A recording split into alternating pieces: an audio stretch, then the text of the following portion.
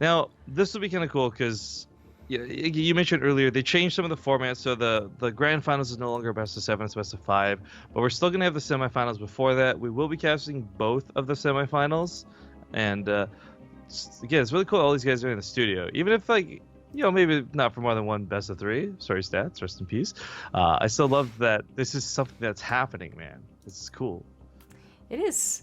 So the first semifinal will be Beyond's semifinal. Stork versus Losira seems like it's still going on. Quick refresh on the bracket here is, I guess. Oh, I don't know. Well, Beyond would be facing the winner of Losira Stork. So whenever that finishes up, and you can check out twitch.tv/Olimoleague for it. The other side of the bracket is all pretty much Terran, by the way. You got Gumio versus Super. Super might actually surprise us. Super's got really good PvT. And then Ryung versus Alive, which is hard for me to call now because I think Ryung and Alive are both very different players than they used to be. Well, I guess we timed that out pretty well. So we're actually in the game for the last map between Stork and Losira.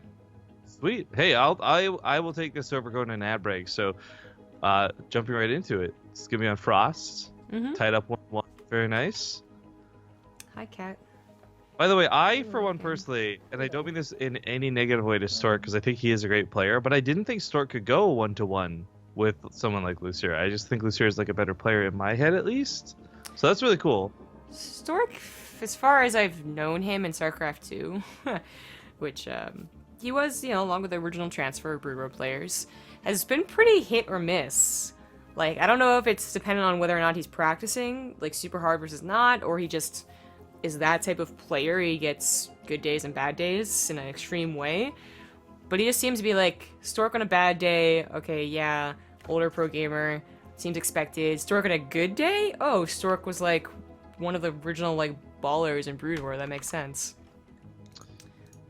By the way, another cool aspect to the Olimoleague that I always forget about, but just remind us to check the Team Liquid thread. The winner of this will not only just get first place prize and all this other great stuff for the Olimoleague, but they'll also get an invite to Total Biscuits Shellcraft for October. Yeah, pretty cool little setup between the two tournaments. I think Beyond was invited to the first one because of the Olimoleague. Oh, no, it was Super, actually. That's right. So Beyond is invited just because he's Beyond. That was, like, the two options, right? But I think it was Super who actually got the invite, and that's why he was there. By the way, I should talk about, we never really go over it, but I do want to discuss the prize pool for this monthly finals. We went over the Patreon a little bit earlier, and I want you guys to see where the fruition of your dedication is. I mean, first place prize for this is $450. Second place, $225. Third and fourth, $90. And even fifth through eighth get paid. So everybody who shows up today got $45 just for showing up to the studios. Yeah.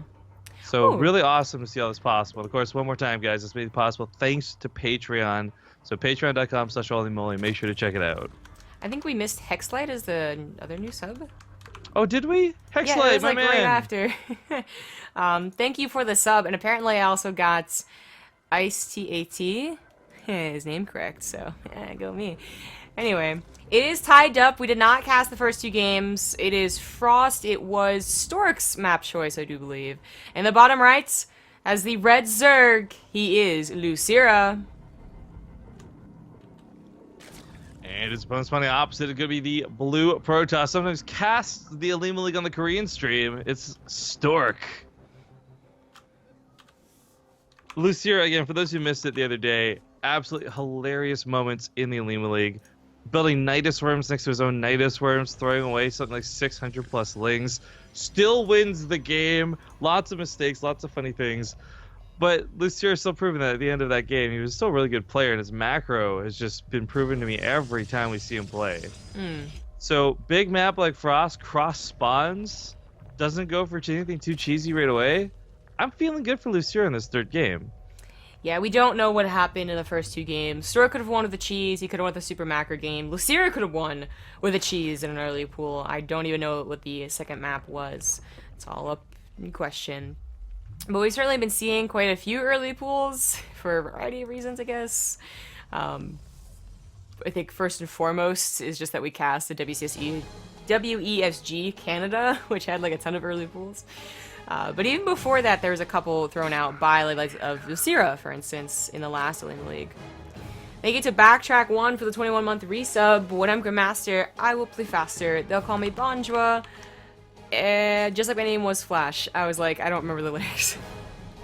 I learned that trying to sing that on stream of playing Zerg. I had no idea. I just kind of knew the chorus. Yeah, it's one of those songs where I don't think I could just sing it right now out of the blue, but you give me like a soundtrack, give me someone else who kind of knows the words to sing along with them. I feel like I could hit about 80% of that song. Yeah, there you go. Apparently, the other semifinals is going to be Gumiho versus Ryung. They both 2-0'd their opponents. So Super and Alive are out of the tournament. That's really unfortunate. Super has really been impressing me with a lot of his play lately. I thought for sure he'd be able to take on somebody like Gumiho, who has shown Protoss weakness in the past. Although maybe I'm confusing that for Neeb weakness after all. Neeb weakness. God, Neeb is so... Like, I can't even get... Like, a lot of people are so hyped up about, like, him winning, and that's really great. I'm super happy because Neeb was on such a... like a funk, if you will. Like, just... frustrated, being like, quit hyping me up, like this, that, and the other. So, and we witnessed this through several tournaments. It's just really great to see him overcome that. Yeah. It's a pretty typical macro game. Just double gateways coming down. One a little bit later because that damn Ling, which Losira was well aware of, he was stopping the second gateway from coming down. And Stork having chosen Frost is not that surprising. Again, like New Gettysburg and Frost seem to be okay map choices for Protoss, but they're also pretty okay map choices for Zerg, so basically I feel that in this matchup there's not really any map where it'd be like, yeah, Protoss gets the definite advantage here against any race, actually. Poor Protoss. But anyway, sometimes Adepts, Resident Gleaves, all-ins, followed by a Dark Shrine. Been pretty popular all-in lately, or a pretty popular attack lately, and that is what Stork is doing, so... Okay. As I said, it's pretty popular. It might be anticipated by Losira. He does have a Bailing Nest on the way, which he could make Banelings to take care of the Adepts, and then of course having detection for the Dark Shrine will come later, although technically you can use the Banelings against the Dark Templars as well. But no lair still. He still got some time to time it up, like, perfectly, but it's actually getting kind of scary. The Overlord is denied with a Photon Overcharge, which is a little suspicious. You know, like, why burn that on an Overlord? He did not go all the way back. But you see the Twilight Council. And, like I said, like, it would be very safe of Losira to be like, okay, what's been following this up lately? So, I saw him go for a Spore Crawler, and then it got denied by the Mining, which... Why does it happen in StarCraft 2? I know it happens in Brood War all the time, but I don't know what happens in StarCraft 2. So this one drone is, like, super useless. Everyone just got frustrated. It's like a bad traffic jam. Yeah, apparently. I'm not letting you in my lane. Are you kidding me? Well, that would only have been one Spore Crawler anyway, so the DTs might have gotten elsewhere. That creep tumor actually kind of important here. One of the biggest annoyances when it comes to the Adepts, obviously chasing them around. And it's not just about regular mobility, but slow Banelings. Obviously being able to interact a little bit better on creep, increase the chance of them getting those connections. But as he continues to chase the transfer back in and back out, this has been canceled by Stork like 3 or 4 times, and Losira is on top of this. Like, he's really not slacking and ignoring these Adepts. Yeah, Losira is even taking it, like, so seriously. He's getting Spine Crawlers in all of his bases. Now he goes for the Spore Crawlers in all of his bases, too. But that's certainly what he was missing. It was actually getting really scary because his lair, of course, still isn't even started. And those were DTs. I was wondering why the Lynx weren't attacking. Yeah. But with a Spore Crawler, Spine Crawler combo, there's like a very small chance the DTs are able to snipe the one detector. So it's really expensive, first off, to have done this. To build like 4 Spine Crawlers and like 3 Spore Crawlers type thing. But what I love about it is we've actually seen some instances where that auto attack feature saves a lot of drones. And I think, okay, this costs them like, what, 400 minerals plus like another 200 for the drones. That you're going to save more than 600 minerals over the long stretch of this game than you're going to have for like what's the cost of building this in the first place. I love it. He did dip down in the worker counts because of this, but just made 13 drones, which will put him at a pretty good count of 61.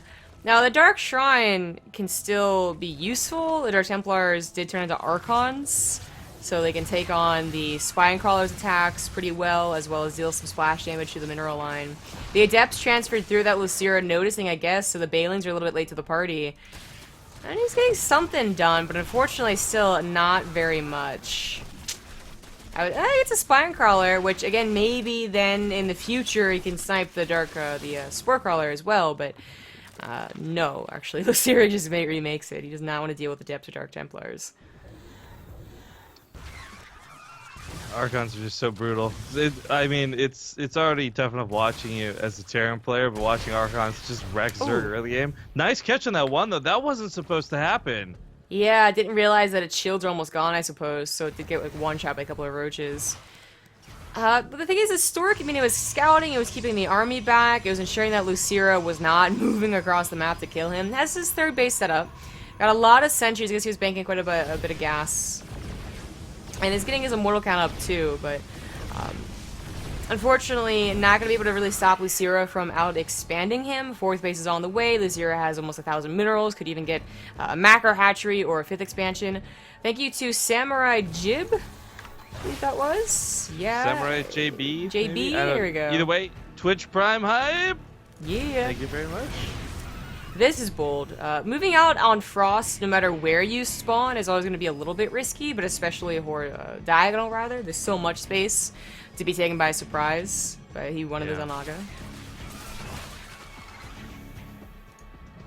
Interesting combination. Right, well, 1 Archon, 2 DTs. I mean, I guess it is technically a lot of damage. DTs hit for so freaking much, but... Yeah. I already lost one, though, as the Overseer was paired up with the army. But there he goes, moving across again. The Zelnaga was originally Losira's, so he knows the army's there.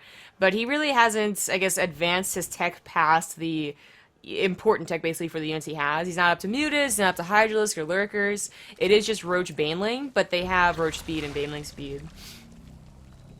So I like, Stork's gotta have some good force fields. Or, like, the Archons soak everything up. He's only 10 army supply down, and against, again, the basic units that Losira has, Stork's army not so bad.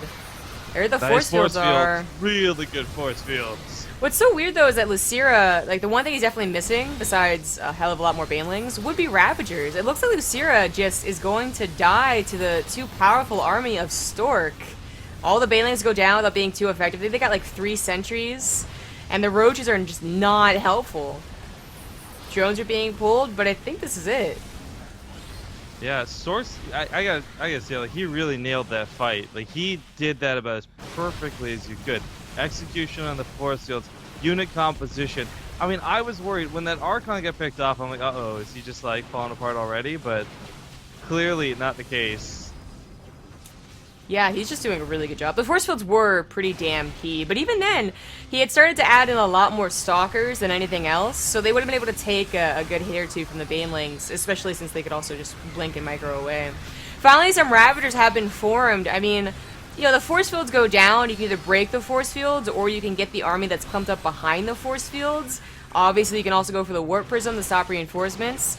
It was kind of weird to see Losira without any Ravagers at all, but he's constantly been at a gas, like, you know, just starvation mode. Like, he just always has, like, around 50 to 25, which is not a lot to use. But he's had, like, almost all his gases the entire time. Almost all of his gases. This one's been denied. Well, Ravagers doing what they can to desperately hold on to this game. I mean, like, again, like, the army supply itself is not crazy in favor of Stork, but with things like Blink to utilize, Archons being kept alive in the back lines, splash damaging down the drones instead of having the drones surround the Stalkers. Like, Stork's army is just so good and it complements itself so well. GG. GG indeed. Stork advances. We'll face Bjorn, another TVP. Nice. I think that'll also send us off to our first commercial break of the broadcast as we quickly hop from one series to another. So thank you guys so much for joining us thus far. We'll be back with more of the Olimoleague in a couple of minutes.